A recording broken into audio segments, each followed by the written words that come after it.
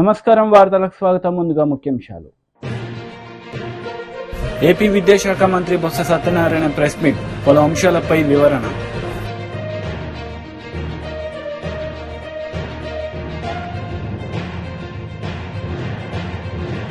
TDP జాతీయ అధికార ప్రతినిధి కొమ్మారెడ్డి పట్టాభిరామ్ మీడియా సమావేశం, సీఎం జగన్ పై ఫైర్.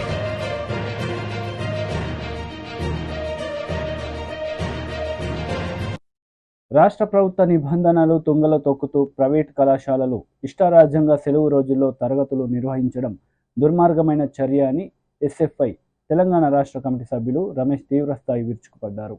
సంగారెడ్డి జిల్లా పటాన్చెరు మండలం రుద్రారం గ్రామ పరిధిలోని చైతన్య ఇంటర్మీడియట్ కళాశాలలో ప్రభుత్వం సెలవులు ప్రకటించినప్పటికీ ప్రభుత్వ నిబంధనలకు విరుద్ధముగా తరగతులు నిర్వహించడంపై విద్యార్థి సంఘాలు ఆందోళన వ్యక్తం చేశాయి. ఎస్ఎఫ్ఐ, డివైఎఫ్ఐ విద్యార్థి సంఘాల నాయకులు కళాశాల ప్రాంగణంలో నిరసనకు దిగారు. సందర్భంగా ఎస్ఎఫ్ఐ రాష్ట్ర కమిటీ సభ్యులు రమేష్, డివైఎఫ్ఐ సంగారెడ్డి జిల్లా కార్యదర్శి అనిల్ మాట్లాడుతూ తెలంగాణ రాష్ట్ర ఇంటర్మీడియట్ బోర్డు సెలవుల్లో ఎలాంటి తరగతులు నిర్వహించకూడదని ఉత్తర్వులు జారీ చేసినప్పటికీ ప్రైవేట్ కళాశాలల్లో ప్రభుత్వ నిబంధనలను బేఖాతరు చేస్తున్నారని ఆరోపించారు. ప్రభుత్వం స్పందించి విద్యార్థులను ఒత్తిడికి గురిచేస్తూ వారి జీవితాలతో చెలగాటమాడుతున్న కార్పొరేట్ కళాశాలలపై చర్యలు తీసుకోవాలని డిమాండ్ చేశారు. జిల్లా కార్యదర్శి అయితే ఈరోజు సంగారెడ్డిలో ఉన్నటువంటి రుద్రారంలో ఉన్నటువంటి చైతన్య కళాశాలలో ఏదైతే ఫస్ట్ ఇయర్ కంప్లీట్ చేసుకుని వెళ్లిపోయిన విద్యార్థులకు తరగతి గదులు నిర్వహిస్తున్నారు. ఆల్రెడీ బోర్డ్ ఆఫ్ ఇంటర్మీడియట్ ఒక నెల రోజుల కింద ఒక సర్క్యులర్ జారీ చేసింది. సమ్మర్ హాలిడేస్ లో ఏ కళాశాల యాజమాన్యం కూడా తరగతి గదులు నిర్వహించొద్దని చెప్పి ఒక విధంగా ప్రభుత్వమే సర్క్యులర్ జారీ చేస్తే, కానీ ఇదేమి పట్టినట్టుగా తమ ఇష్టానుసారంగా కావాలని చెప్పి ఫీజులు వసూలు చేసుకోవడం కోసం పేరుతో ఈరోజు విద్యార్థులను తల్లిదండ్రులు మానసికంగా ఒత్తిడి చేయడం కోసం ఈరోజు ఈ యాజమాన్యం ప్రయత్నం చేస్తుంది. ఆల్రెడీ ఇప్పటికే మేము జిల్లా అధికారులకు ఈ కళాశాల పైన ఫిర్యాదు చేయడం జరిగింది. ఆర్ఐ ఏదైతే ఇంటర్మీడియట్ బోర్డు ఇన్స్పెక్టర్ అధికారి ఉండో ఆయన ఆంధ్రవేలో ఉన్నాడు. ఆయన వచ్చేంత వరకు విద్యార్థులకు తరగతి గదులను మూయించేంత వరకు కూడా మేము ఇక్కడ నుంచి వెళ్లేది ప్రసక్తి లేదు. వెంటనే యజమాన్యం పైన చర్యలు తీసుకోవాలి, తరగతి గదులను నిర్వహించొద్దని చెప్పి ఈరోజు మేము డివైఎఫ్ఐ కానీ ఎస్ఎఫ్ఐ విద్యార్థి సంఘాల ఆధ్వర్యంలో ఈరోజు చైతన్య కళాశాల యజమాన్యాన్ని ఈరోజు హెచ్చరిస్తున్నాం. రమేష్ ఎస్ఎఫ్ఐ రాష్ట్ర కమిటీ సభ్యునిగా పనిచేస్తున్నాను. పటాన్చెరు పరిధిలో ఉన్నటువంటి రుద్రారం గ్రామం పాత గీతం యూనివర్సిటీలో శ్రీ చైతన్య కాలేజీ నడుస్తూ ఉంది. ఈ కాలేజీకి సంబంధించినటువంటిది గతంలో మనం కూడా పర్మిషన్ లేదని చెప్పాము. అయినప్పటికీ కూడా ఇతర బ్రాంచీలు చైతన్య నారాయణ ఈ కార్పొరేట్ విద్యా సంస్థలు కాబట్టి వాళ్ళ బ్రాంచెస్ వైజ్గా నడిపిస్తున్నటువంటి పరిస్థితుంది. అయినప్పటికీ కూడా ఈరోజు ఫస్ట్ ఇయర్ విద్యార్థులు ఎగ్జామ్ రాసిన తర్వాత ఇదే ఫస్ట్ ఇయర్ విద్యార్థులకు ఈరోజు క్లాసులు ఉన్నాయని చెప్పేసి రప్పించి ఈరోజు సెకండ్ ఇయర్కి సంబంధించినటువంటి సిలబస్ పెట్టడం అనేటువంటిది చాలా దుర్మార్గం. ఈరోజు విద్యార్థులు కనీసం నెక్స్ట్ అకాడమిక్ ఇయర్ చదవాల్సినటువంటి విద్యార్థుల మీద ఈరోజు భారం వేస్తూ ఈరోజు వాళ్ళకు మానసిక ఒత్తిడి గురయ్యే విధంగా ఈరోజు క్లాసులు నడపడం అనేటువంటిది సరైన పద్ధతి కాదు. కాబట్టి శ్రీ చైతన్య యజమాన్యం మొండి వైఖరి నశించాలని చెప్పేసి ఎస్ఎఫ్ఐగా మేము డిమాండ్ చేస్తూ ఉన్నాం. ఈరోజు ఏదైతే next academic year second year ఉన్నటువంటి విద్యార్థులు ఈరోజు 50% ఫీజు కడితేనే ఇక్కడ ఉండాలని చెప్పేసి ఏదైతే రూల్స్ ఇక్కడ వాళ్ళకి డిమాండ్ చేసి రూల్స్ ప్రకారం 50% కట్టాలని చెప్పేసి ఏదైతే ఒత్తిడి చేస్తున్నారో ఆ ఒత్తిడి ప్రకారం ఈరోజు పేరెంట్స్ 50% వరకు ఈరోజు నెక్స్ట్ అకాడమిక్ ఇయర్ సంబంధించిన ఫీజు కూడా కట్టించుకోవడం అనేటువంటి చాలా దుర్మార్గం. కాబట్టి నెక్స్ట్ సెకండ్ ఇయర్ చదవబోయే విద్యార్థులకు ఇంత ఒత్తిడి చేస్తున్నప్పటికీ కూడా ఈ ఆర్ఐఓ ఇంటర్మీడియట్ బోర్డ్ ఆఫ్ సంబంధించినటువంటి వాళ్ళు కావచ్చు, ఈ జిల్లా అధికారులు ఆర్ఐఓ సార్ కూడా వస్తామని చెప్పేసి ఇప్పటిదాకా ఆన్ ద వే అని చెప్పేసి చెప్తా ఉన్నారు. కనీసం మన పిల్లలు ఇప్పటికీ అమీన్పూర్ కావచ్చు, ఇక్కడ సంగారెడ్డి కావచ్చు, అనేక చోట్ల కూడా ఈరోజు వాళ్ళ యొక్క సమస్యలు ఫుడ్ బాగాలేదని చెప్పేసి రకరకాల సమస్యలతో బయటకు వస్తున్నటువంటి పరిస్థితి. ఈ ఘటన అమీన్పూర్లో చూసాం. ఇక్కడ కూడా విద్యాశాఖ మంత్రి బొత్స సత్యనారాయణ మీడియా సమావేశం నిర్వహించారు. ఈ సందర్భంగా పలు అంశాలపై ఆయన మాట్లాడారు. ఒక్కో జిల్లాకు కప్పు పెట్టి వాళ్ళతో చేయించుకోండి, మార్గదర్శి టీం వేసినండి ఉండరు కదా, మార్గదర్శి పనిచేస్తూ ఉండరు కదా, బ్యాంకులో హ్యాండ్ చేసినండి. ఇందుకు ఐఏఎస్ ఆఫీసర్లు, ఐపీఎస్ ఆఫీసర్లు అది చూసుకుంటారు ఒక్కో జిల్లా కింద. చెప్పండి బ్రదర్, చెప్పండి. సత్యబాబు గారు ఇంత ప్రశ్న పెట్టారు, ఇలా చెప్పారు, మన భారతదేశంలో వేస్తే బ్రహ్మాండంగా పాపం చేస్తారు మీకు అది జనం నీరు చీల్చి కొట్టేస్తారు తప్పు చేస్తే. ఎలక్షన్లో అది కూడా తెలుసు కదా, ఒక బూత్ తప్పు జరిగితే ఆ ఊళ్ళో టింగ్ ఎలా ఉండదు తెలుసు కదా, వాటిలో ఎలా ఉండదో తెలుసు కదా. దయచేసి చూడమండి, మేమండి రకండి ఆడుకుంటుంది మేమండి. ఇదో వీళ్ళు పట్టుకోలేదని చెప్పు, మా ఓ 25 మంది 25 మంది 50 మంది ఏంటిది అంటే, మీరు అధికారంలో ఉన్నప్పుడు మీ మీద ఎవరికి బ్రీఫ్ లేదు, అధికారులు మీ మీద నమ్మకలేదు, మీకు అధికారుల మీద నమ్మకం లేదు. మాకు అందరూ ఉంది రాష్ట్రంలో, ఎక్స్పైజెడ్ లేదు. ఈ రాష్ట్ర ప్రభుత్వం పనిచేసిన అధికారులు అందరూ ప్రభుత్వ అధికారులు అందరూ.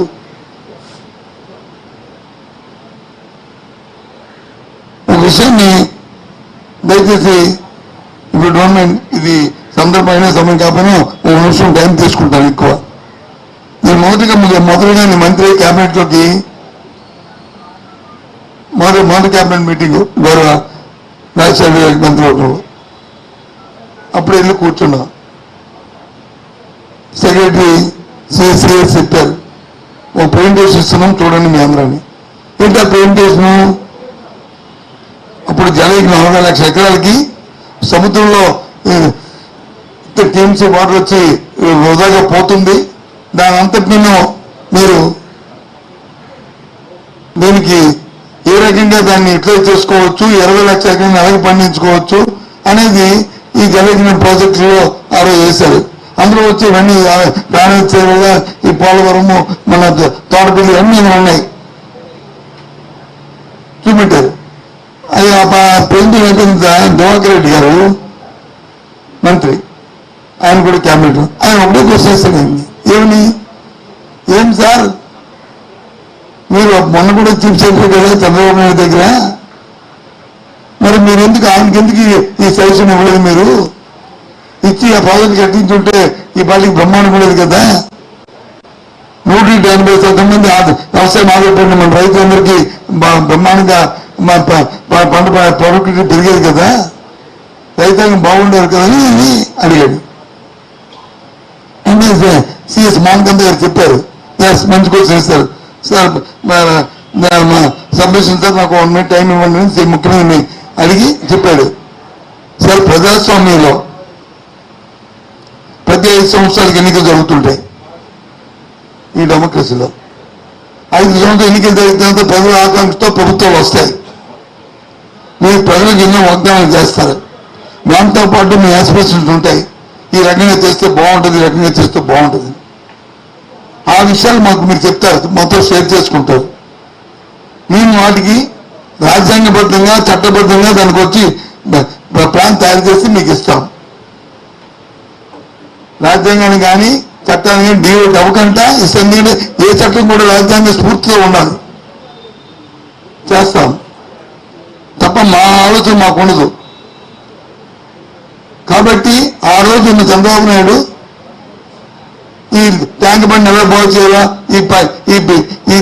ఈ పక్కన ఉన్న మొడపాటికి నాకు కట్టాలని అడిగాడు, ఆయన చూపెట్టాం, బ్రహ్మాండం తయారు చేస్తాం. చూడండి బయటికి వెళ్ళి.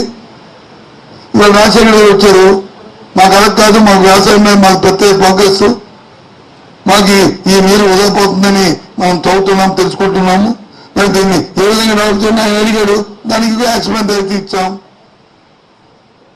మీ నాయకుడిని, మీ తాలూకా నాయకత్వం వచ్చి మీ క్యాబినెట్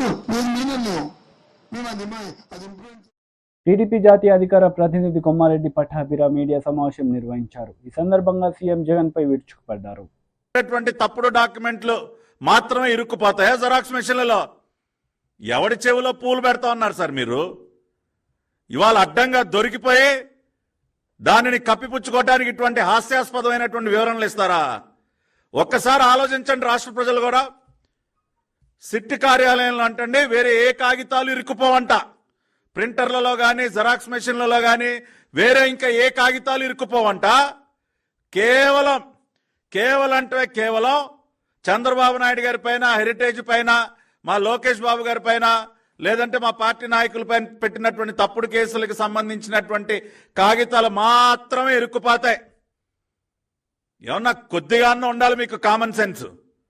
ఇటువంటి రిజైండర్లు ఇస్తారా? ఇవి చూసి ప్రజలందరూ కూడా నమ్మేసి గొర్రెల్లాగా తలూపుతారనుకున్నారా మీరు? ఈ వివరణను బట్టే అర్థమవుతా ఉంది మీ వాదనలో ఎంత డొల్లతనం ఉందో, మీరు చెప్పేటటువంటి మాటల్లో ఎంత నిజం ఉందో ఈ రిజైండర్ కాపీ చూస్తేనే అర్థమవుతోంది సార్. మీరు చెప్పేటటువంటి వివరణ చూస్తేనే అర్థమవుతోంది మీరు చెప్పేదానిలో ఎంత వాస్తవం ఉందో, ఎంత నిజం ఉందో. కాబట్టి ఇవాళ ఈ వివరణ చూసిన తర్వాత ఇంకా బలంగా నమ్ముతున్నారు ఇవాళ ప్రజలందరూ. మేం కూడా బల్లగుద్ది చెప్తా ఉన్నాం, ఖచ్చితంగా ఉదయం తగలబెట్టినటువంటి డాక్యుమెంట్స్ అన్నీ కూడా మీరు ఉద్దేశపూర్వకంగా మీరు సృష్టించినటువంటి తప్పుడు డాక్యుమెంట్స్, ఫేక్ డాక్యుమెంట్స్ ఏవైతే ఉన్నాయో, రేపు ప్రభుత్వం మారితే, తెలుగుదేశం పార్టీ అధికారంలోకి వచ్చిన తర్వాత మీరు సృష్టించినటువంటి ఈ ఫేక్ డాక్యుమెంట్లన్నీ బయటపడితే మీ కెరియర్స్ ఎక్కడ తగలబడిపోతాయని చెప్పి ఇవాళ ముందు జాగ్రత్తగా వాటన్నిటినీ కూడా రూపుమాపే కార్యక్రమానికి తెరలేపారు. ఇది సుస్పష్టం. దీనిపైన ఖచ్చితంగా విచారణ జరగాలి. ఎలక్షన్ కమిషన్ కూడా మేము కోరుతూ ఉన్నాం. మరికొద్దిసేపట్లో ఎలక్షన్ కమిషన్ దగ్గరికి వెళుతూ ఉన్నాం. చీఫ్ ఎలక్టరల్ ఆఫీసర్ గారిని కోరుతాం. ఇవాళ సిట్ కార్యాలయం దగ్గర జరిగినటువంటి ఫైళ్ల దహనం ఏదైతే ఉందో దానిపైన ఖచ్చితంగా విచారణ జరగాలి. అదేవిధంగా రాష్ట్రంలో ఉన్నటువంటి అన్ని ప్రభుత్వ కార్యాలయాలు, మరీ ముఖ్యంగా సెక్రటేరియట్లో ఉన్నటువంటి ఫైళ్లకు కూడా భద్రత ఏది? సెక్రటేరియట్లో ఉన్నటువంటి ఫైళ్లన్నీ భద్రంగా ఉంటాయన్న గ్యారెంటీ ఏంటి? ఇవాళ ఉదయం జరిగినటువంటి తంతు చూసిన తర్వాత ఖచ్చితంగా ఇవాళ సెక్రటేరియట్లో ఉన్నటువంటి అనేక కీలక డాక్యుమెంట్లను కూడా గత 5 సంవత్సరాల కాలంగా కొన్ని లక్షల కోట్ల రూపాయల అవినీతికి పాల్పడినటువంటి ప్రభుత్వం, లిక్కర్లో 1 లక్ష కోట్లు, ఇసుకలో 50,000 కోట్లు, మైనింగ్లో కానీ ఇట్లా ఏది తీసుకున్నా కూడా భారీగా అవినీతికి పాల్పడినటువంటి ప్రభుత్వం, దానికి సంబంధించినటువంటి ఫైళ్లు ఏవైతే ఉన్నాయో, దానికి సంబంధించినటువంటి డాక్యుమెంట్స్ ఏవైతే ఉన్నాయో వాటన్నిటినీ ఖచ్చితంగా మాయం చేసినటువంటి పని ఇప్పటికే ప్రారంభించుంటారు. కాబట్టి ఎలక్షన్ కమిషన్ ఇవాళ ఉదయం జరిగినటువంటి సంఘటన చూసిన తర్వాత ఇమ్మీడియట్ గా సెక్రటేరియట్ వద్ద గాని అన్ని ప్రధాన ప్రభుత్వ కార్యాలయాల వద్ద గాని భద్రతని పెంచాలి. సెక్రటేరియట్ లో ఉన్నటువంటి ఫైళ్లకి ఈ రోజున భద్రత లేదు. అక్కడ ఉన్నటువంటి కీలకమైనటువంటి డాక్యుమెంట్స్ అన్నిటినీ కూడా మాయం చేసే కార్యక్రమానికి రాష్ట్ర ప్రభుత్వం శ్రీకారం చుట్టింది. దానికి ప్రత్యక్ష ఉదాహరణే ఈ రోజున సిట్ కార్యాలయం బయట ఫైళ్లు దగ్ధం చేసినటువంటి కార్యక్రమం. కాబట్టి ఖచ్చితంగా సెక్రటేరియట్ అన్ని ప్రభుత్వ ప్రధాన కార్యాలయాల వద్ద గట్టి నిఘా ఉంచాలి, భద్రత కల్పించాలి. ఎటువంటి ఫైళ్లు మాయం అవ్వకుండా ప్రజా మేనిఫెస్టోపై కూటమి టీడీపీ ముఖ్య నేతలు మీడియా సమావేశం నిర్వహించారు. ఈ సందర్భంగా వారు మాట్లాడారు. ఈ 3 పార్టీల కలయిక ఒక కూటమిగా ఏర్పాటవటం కూడా రాష్ట్ర ప్రజలందరికీ విదితమే. ఈ కూటమి ఉద్దేశం ఒక రాక్షసుని రాష్ట్రం నుంచి తరిమి కొట్టడం కోసం, ఒక రాక్షస పరిపాలన ఈ రాష్ట్రం నుంచి తరిమి కొట్టి ఒక ప్రజా సంక్షేమ పరిపాలన, ఒక ప్రజా పరిపాలన, ఇంకా ప్రజలందరికీ అర్థమయ్యే రీతిలో ఒక రామరాజ్యాన్ని స్థాపించటం కోసం, విశ్వవిఖ్యాత నట సార్వభౌముడు స్వర్గీయ నందమూరి ఆశయాల ప్రకారం ప్రజా పరిపాలన కొనసాగించడం కోసం ఈ 3 పార్టీల కూటమి ఏర్పాటైన విషయం కూడా మీ అందరికీ విదితమే. ఇదొక ప్రజా ఆకాంక్ష, ఇది ప్రజల కోరికది. ఆ రాక్షసుని తరిమి కొట్టడం కోసం మేము కూడా ఈ మహాయజ్ఞంలో పాలుపంచుకుంటామని రాష్ట్ర ప్రజలందరూ ముందుకొస్తున్న నేపథ్యాన్ని కూడా ఇప్పుడు గమనిస్తున్నాం. ఎక్కడికి కూటమి చంద్రబాబు నాయుడు గారి నాయకత్వంలో కావచ్చు, అటు మేడం పురంధేశ్వర గారి నాయకత్వంలో కావచ్చు, ఇటు పవన్ కళ్యాణ్ గారి నాయకత్వంలో కూడా ఎక్కడికి వెళ్ళినా కూడా జనం తండోపతండాలుగా వచ్చి మద్దతు పలుకుతున్న నేపథ్యం. అందుకే రాత్రి అధినేత చంద్రబాబు నాయుడు గారు మాకు ఒక ఆదేశం ఇచ్చారు. మన మేనిఫెస్టో ప్రజా మేనిఫెస్టోగా ఉండాలి. ఈ కూటమి మేనిఫెస్టో, బీజేపీ జనసేన కలిసిన ఈ తెలుగుదేశం పార్టీ మేనిఫెస్టో మొత్తం కూడా ప్రజల ఆకాంక్ష నెరవేర్చే మేనిఫెస్టోగా ఉండాలి. ప్రజల కోరికల్ని ప్రతిబింబించే మేనిఫెస్టోగా ఉండాలి, ఒక ప్రజా మేనిఫెస్టోగా ఉండాలి. కనుక ప్రజల దగ్గర నుంచి కూడా మీరు అభిప్రాయాలు సేకరించండి. ఎంతోమంది మేధావులు ఉన్నారు ప్రజల్లో, ఎంతోమంది విజ్ఞానవంతులు ఉన్నారు ప్రజల్లో. ఈ ప్రజాస్వామ్యం గురించి మనకంటే ఎక్కువ తెలిసిన వాళ్ళు కూడా ప్రజల్లో ఉన్నారు. కనుక వారి వారి అభిప్రాయాలు కూడా మీరు తీసుకోండి. అందుకే ఒక టోల్ ఫ్రీ నంబర్ పెట్టండి, వాట్సాప్ నంబర్ ఇది. ఈ నంబర్ కొడితే వాట్సాప్లో మీరు పంపేవన్నీ కూడా రికార్డ్ అయిపోతుంది, మీ వాయిస్ రికార్డ్ అయిపోతుంది. తప్పకుండా దానికి ఒక టీం పెట్టారు ఇక్కడ మా ఆఫీసులో. ఆ మేనిఫెస్టో కమిటీ మీ అభిప్రాయాలను కూడా వాళ్ళు పరిగణలోకి తీసుకుంటారు.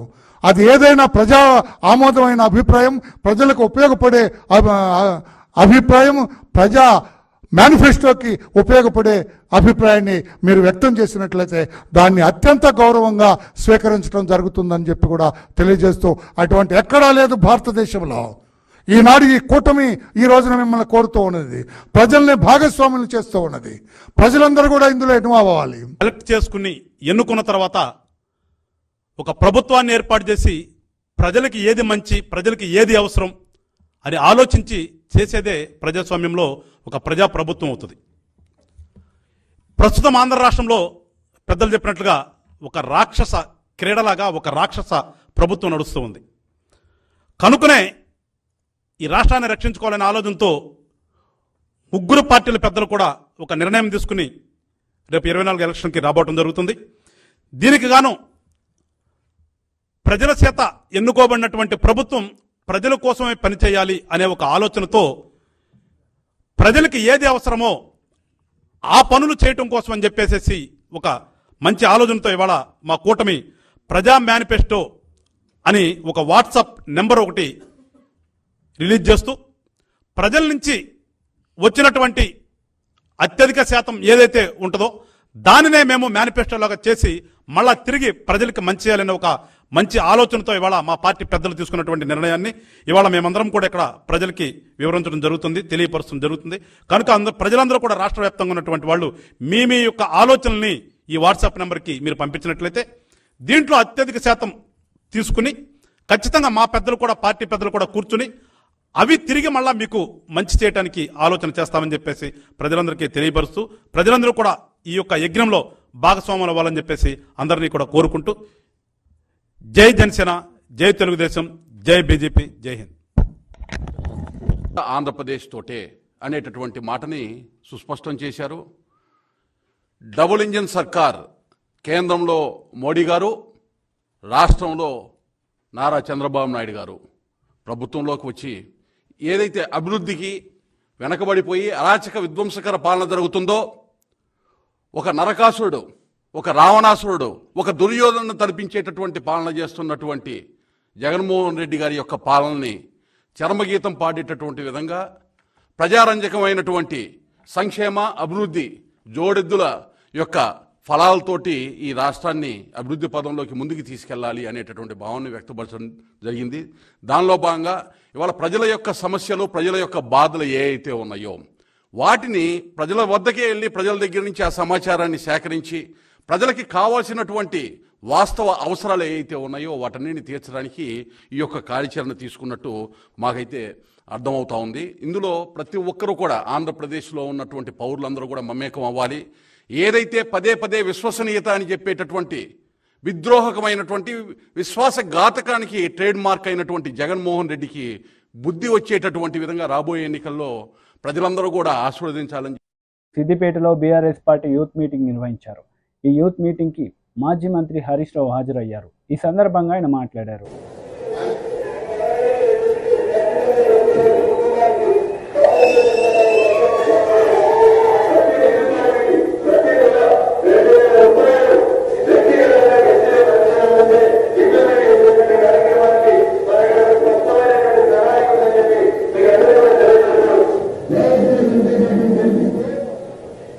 ప్రతి నెల 2,000 రూపాయలు వ్యక్తిగతంగా నేను నిరుద్యోగ గుర్తిస్తాను గెలిచాను.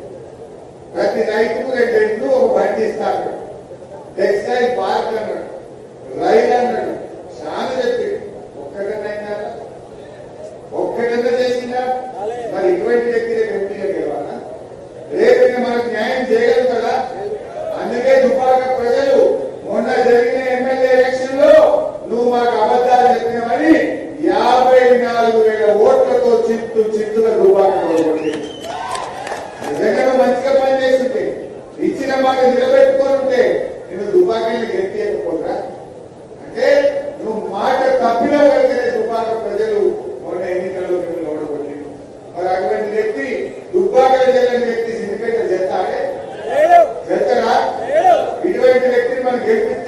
న్యాయం చేయగలుగుతారా?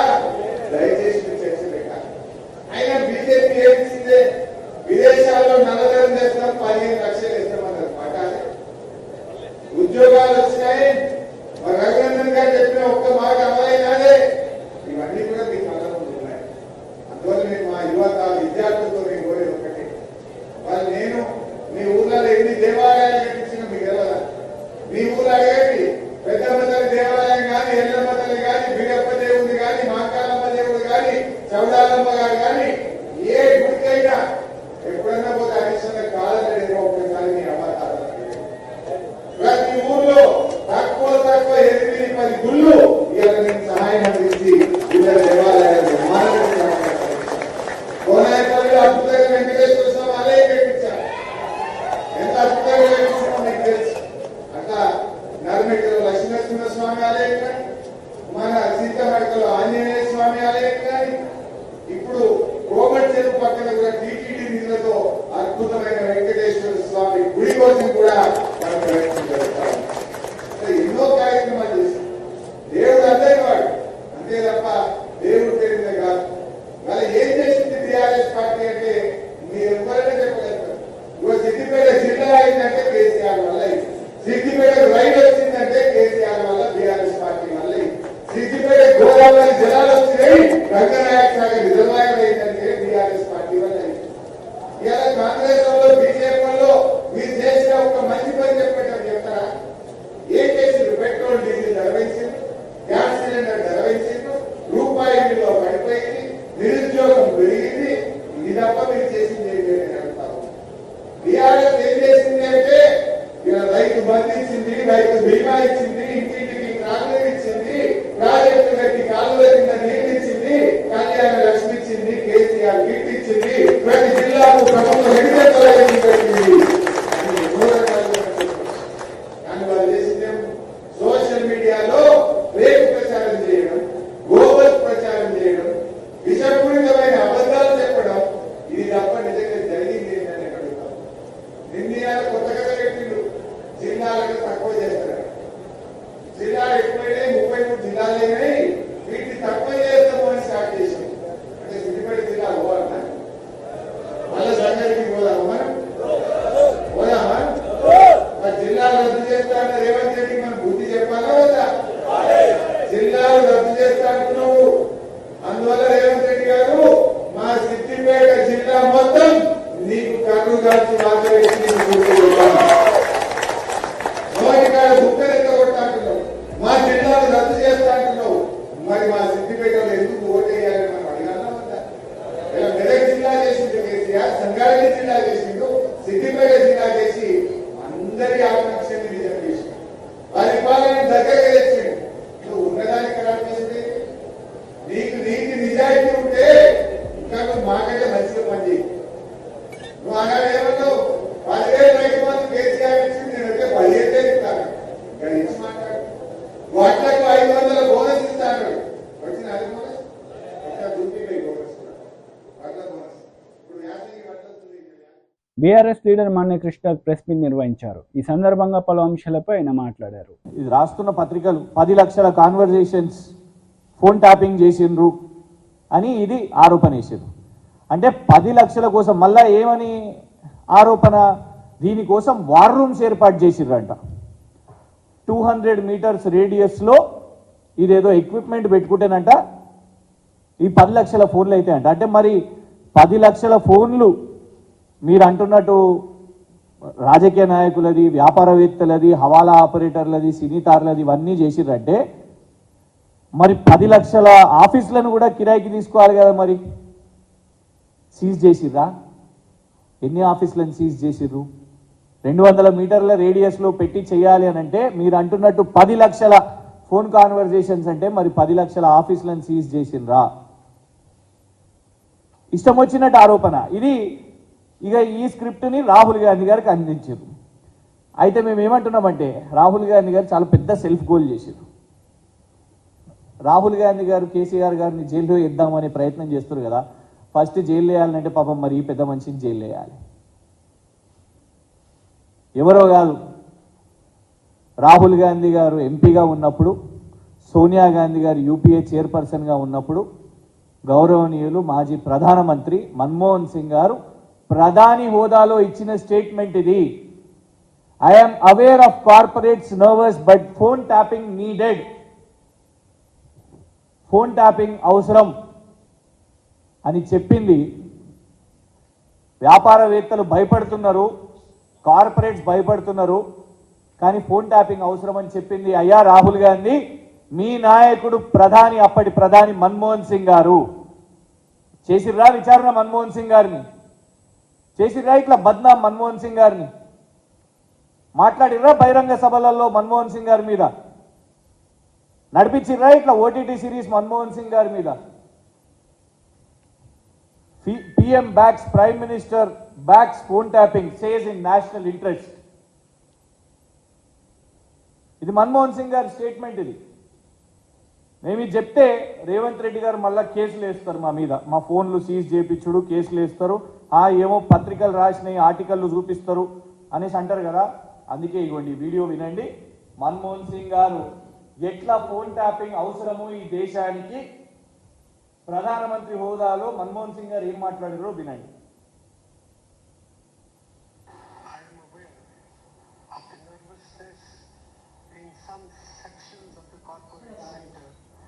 Arising out of the powers conferred upon governmental authorities to tap telephones for protecting national security and preventing tax.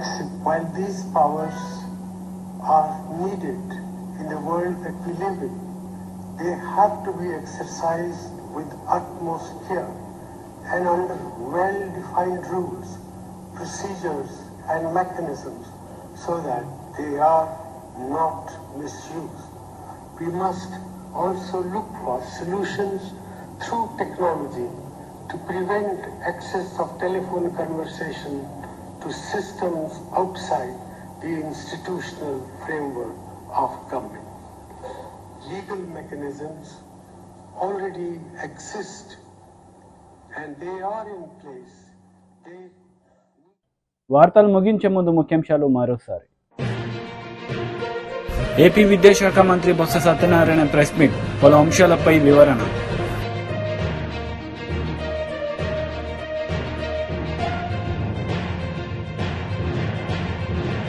TDP జాతీయ అధికార ప్రతినిధి కొమ్మారెడ్డి పట్టాభిరామ్ మీడియా సమావేశం, సీఎం జగన్ పై ఫైర్.